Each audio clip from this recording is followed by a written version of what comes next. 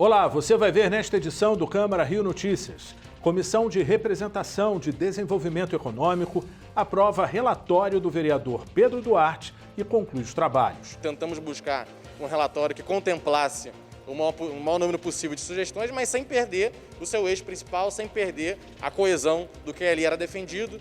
Vereadores começam a definir na sessão ordinária desta terça-feira a composição das comissões permanentes. E a Prefeitura do Rio espera retomar a vacinação contra a Covid-19, com a chegada esta semana de 430 mil doses para todo o estado. Não saia daí, a gente volta já.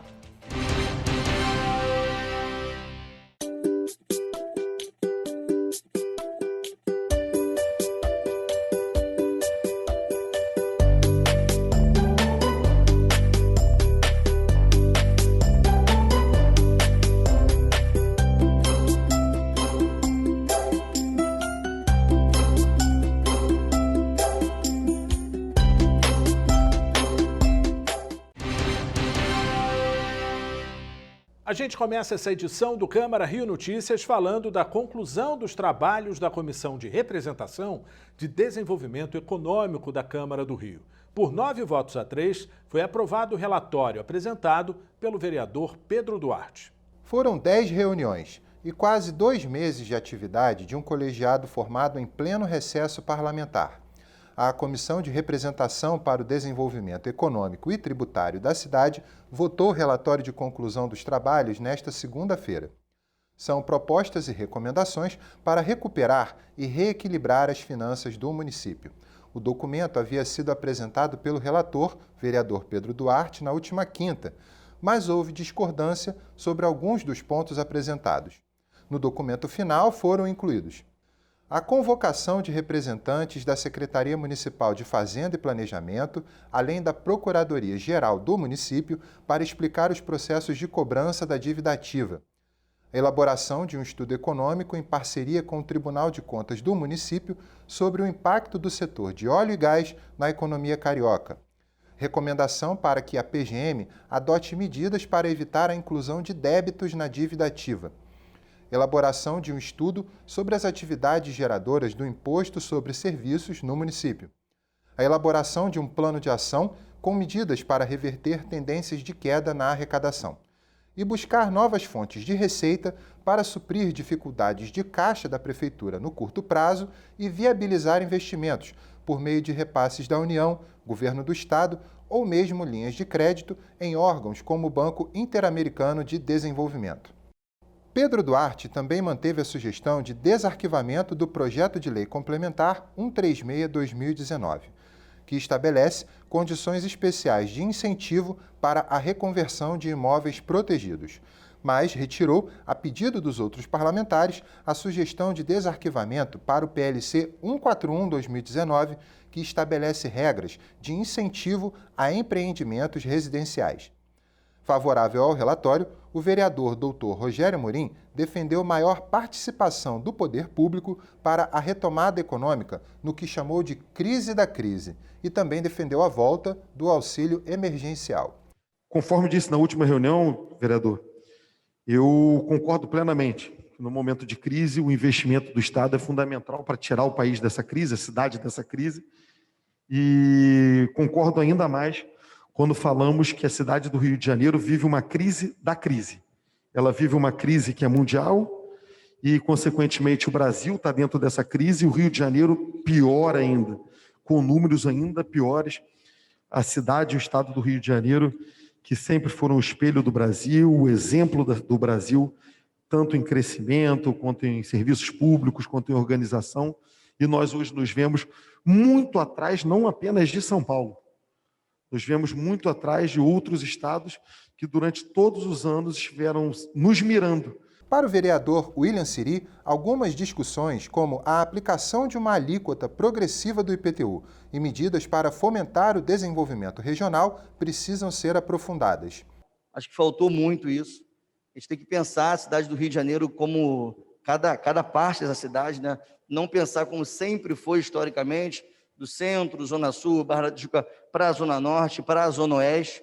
Acho que a gente tem que ter um olhar da cidade com as potencialidades que é isso, né? Como eu falo sempre, só a Zona Oeste, a P5, mais de 2 milhões de pessoas.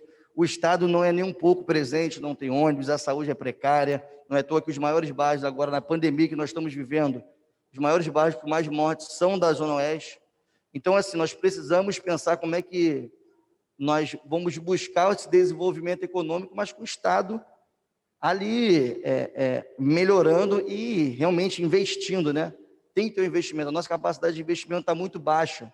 O vereador Lindbergh Farias, segundo vice-presidente da comissão, votou contra o relatório, por acreditar que as recomendações deveriam ter foco no aumento da arrecadação e geração de emprego. A gente acha que tem que ser construída no Rio de Janeiro uma frente pela geração de empregos. Eu acho que o prefeito vai errar se ficar falando só de ajuste fiscal, em cima de funcionalismo público.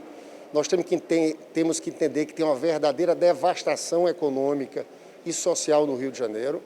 Nós apresentamos, inclusive, um projeto de um auxílio emergencial municipal de R$ 450. Então, para nós, esse é o caminho que a prefeitura tem que ir. Tentar estimular a economia, proteger os mais vulneráveis, criar frentes de trabalho para a geração de empregos. Então, é um caminho oposto desse de ficar só discutindo ajuste fiscal e corte em cima de servidor público. O relatório final foi aprovado por 8-3. Votaram a favor os parlamentares Carlos Bolsonaro, Dr. Rogério Amorim, Dr. Jairinho, Vitor Hugo, Márcio Ribeiro, Wellington Dias, Márcio Santos e o presidente Rafael Aloysio Freitas. Já entre os contrários, além de Lindbergh, que votou em separado, os vereadores Mônica Benício e William Siri. Tanto o relatório final quanto o voto em separado do vereador Lindbergh Farias serão publicados no Diário da Câmara Municipal. As sugestões e recomendações do documento servirão para embasar futuras ações e propostas aqui na Câmara do Rio. O presidente da comissão, o vereador Rafael Aloysio Freitas, fez um balanço do trabalho do grupo.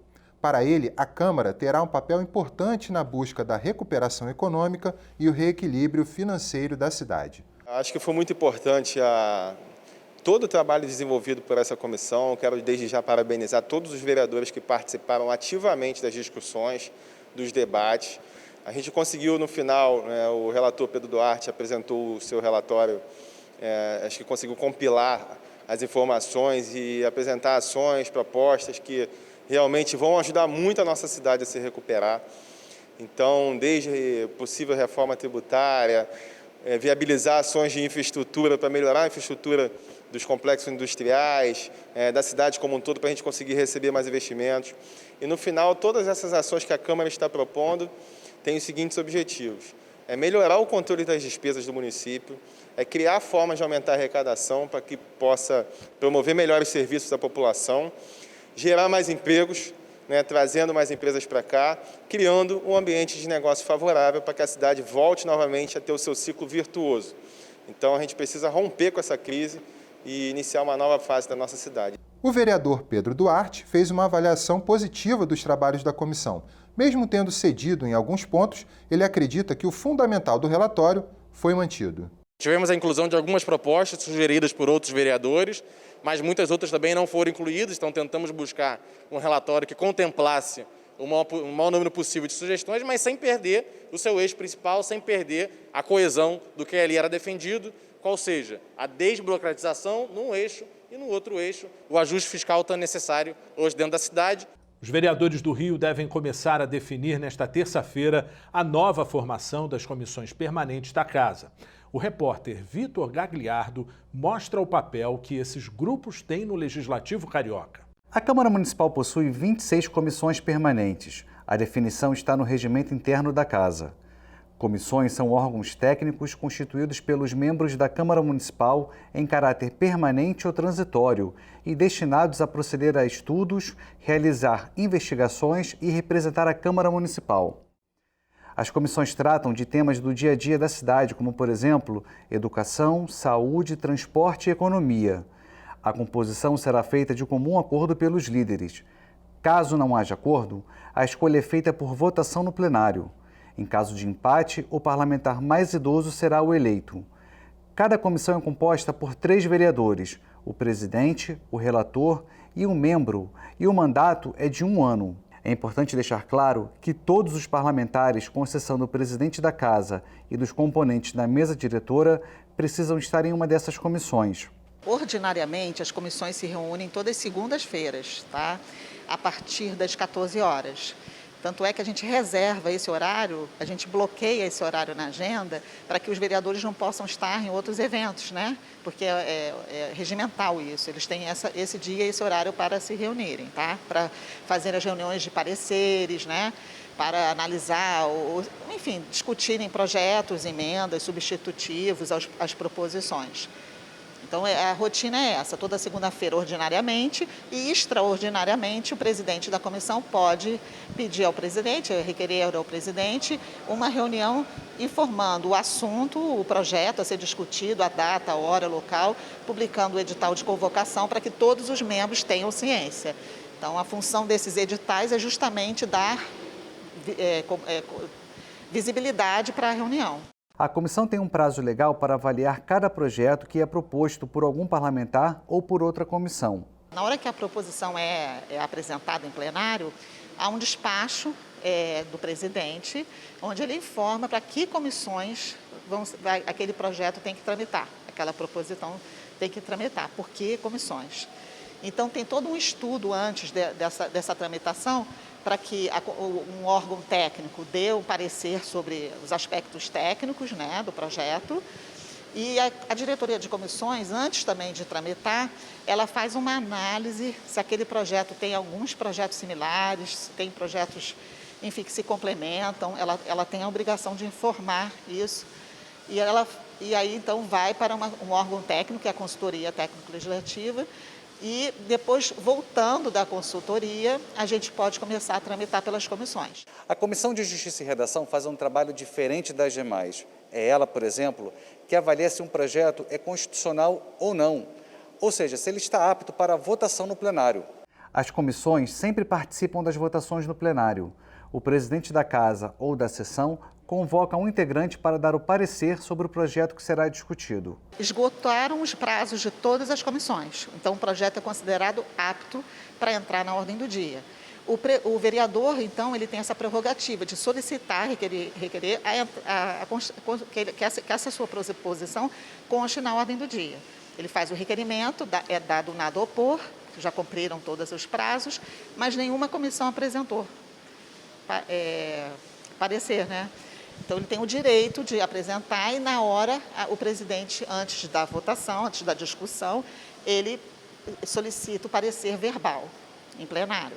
Confira agora a agenda dessa terça-feira na Câmara Municipal do Rio.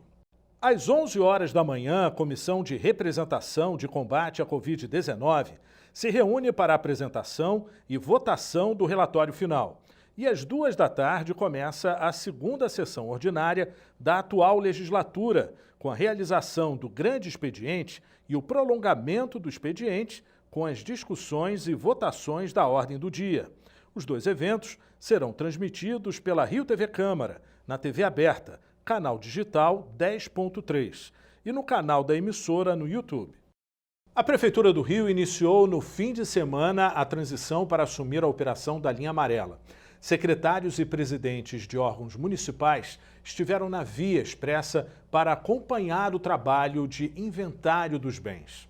A Prefeitura do Rio anunciou que vai assumir integralmente a operação da linha amarela a partir do próximo sábado. A suspensão da cobrança do pedágio também está mantida até que seja feita uma nova licitação.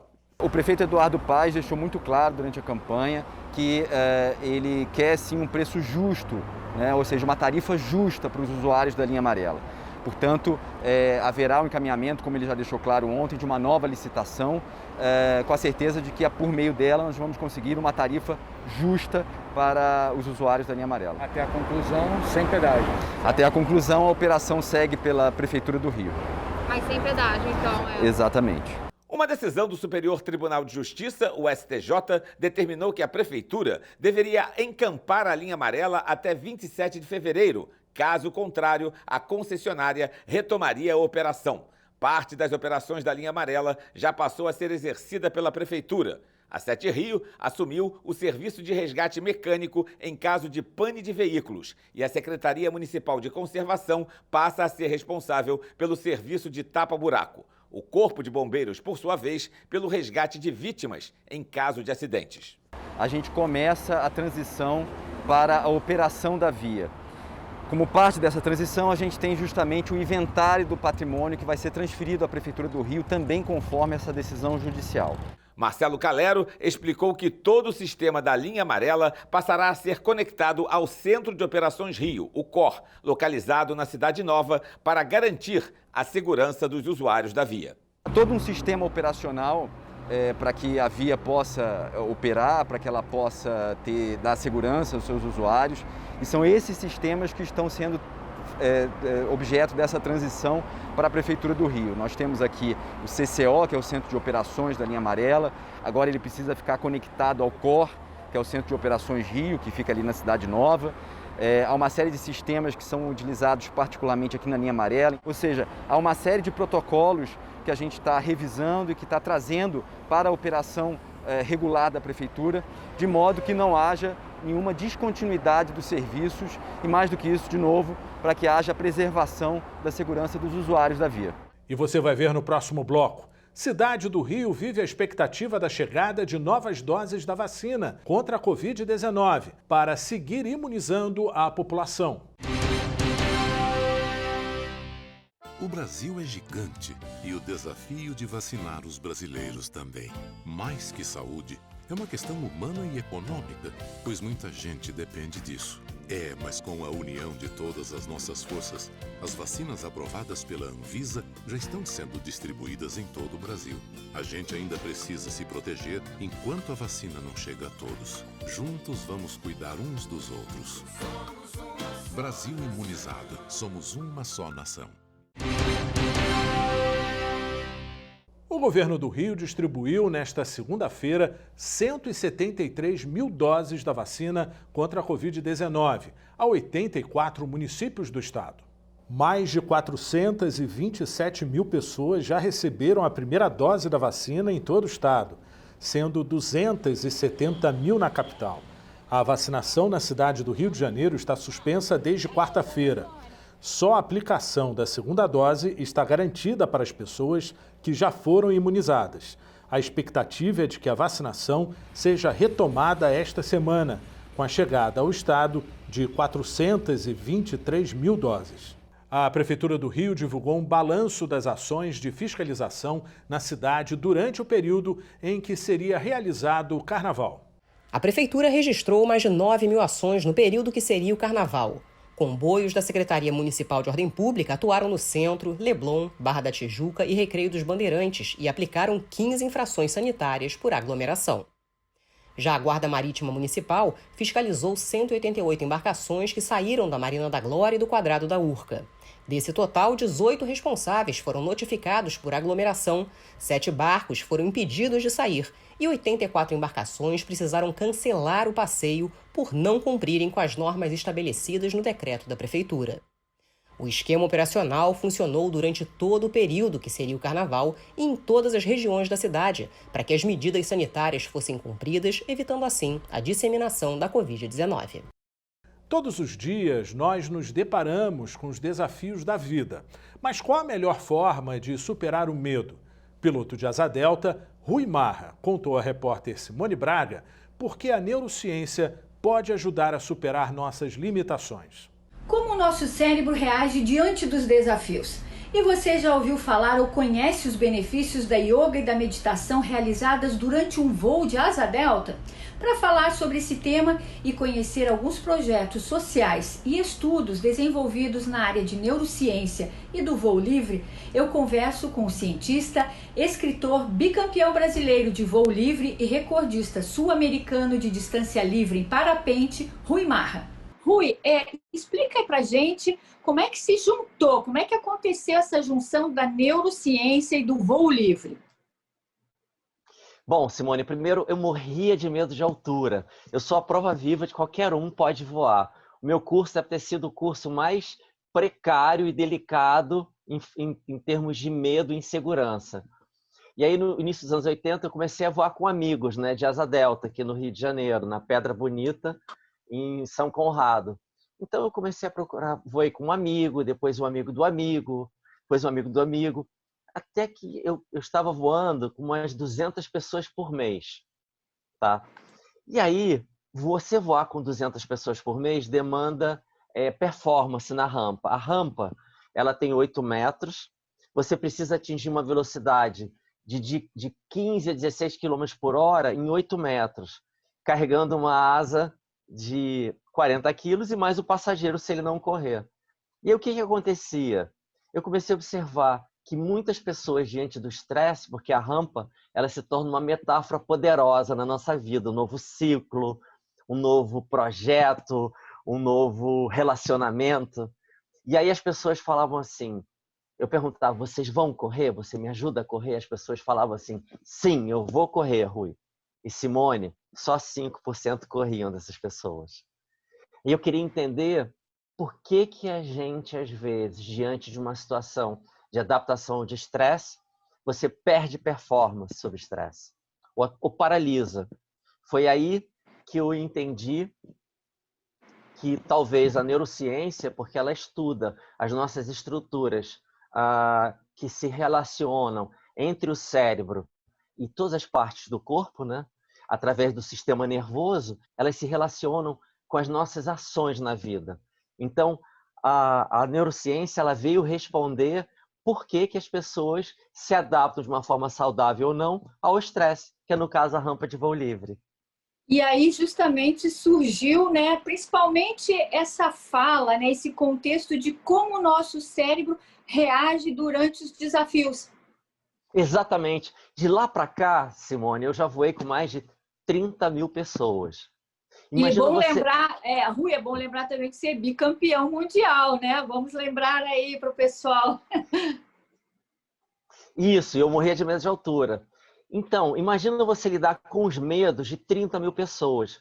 Foi aí que eu investiguei durante 10 anos, 2.000 pessoas, né? Medindo o batimento cardíaco, né? A variabilidade da frequência cardíaca, e na praia tinha alguns questionários sobre emoção. Então, eu acabei associando de uma forma empírica emoção à fisiologia. Isso em 96. E ao afeto positivo. Então, a partir daí, eu vi como é importante a qualidade do afeto positivo nas relações. Sejam relações pessoais ou relações de trabalho. Principalmente na sociedade. E de que forma hoje isso está cada vez mais presente na vida das pessoas e no teu dia a dia? Porque hoje, inclusive, você faz yoga e meditação durante o voo livre. Exatamente. Na realidade, o yoga ele tem várias práticas relacionadas principalmente à intenção, tá? E ao sistema nervoso, através de práticas respiratórias. Então, eu percebi que, além do voo, você poderia potencializar essa informação para o seu processamento cerebral, entendeu? Através de práticas onde você empurra a asa e sobe e inspira, e puxa a asa suavemente e exala. Essa prática ela vai influenciar o seu departamento de emoções, chamado sistema nervoso autônomo. Então, através de uma exalação prolongada, lidando com o medo da descida da asa, você consegue influenciar estados cerebrais. Olha só que legal. E o Câmara Rio Notícias de hoje fica por aqui. Acompanhe a nossa programação nas redes sociais. A Rio TV Câmara está no YouTube, no Facebook, no Instagram e também no Twitter. Obrigado pela companhia e até amanhã.